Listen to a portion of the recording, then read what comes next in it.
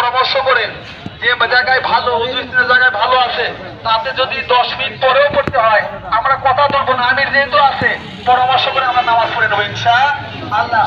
আরেক বিগত দিনে যে দাওয়াতি কাফেলা আমরা দেখে মোটরসাইকেল গুলো আমরা পাল্লা দেই কে কার আগে যাইতে পারি, এইরকম কিন্তু আমাদের এনসিসি একটা মাথার মধ্যে কাজ করে। আমরা কখনোই এটা করব না, আমরা আস্তে ধীরে এক ভাই আগে গেল তার পিছনেই থাকি।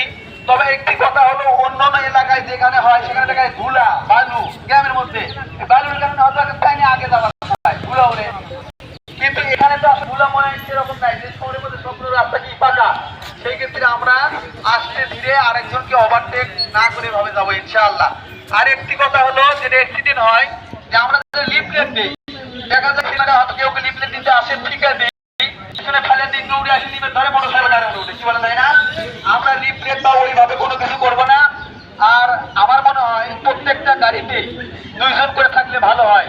যদি একান্তই ভাবে 3 জন নেওয়া লাগে, যদি ড্রাইভার ভালো হয় সেটা আপনার ইচ্ছা, তবে আমাদের নির্দেশনা হবে 2 জন করে থাকলে গাড়িতে কি হয় ভালো হয়।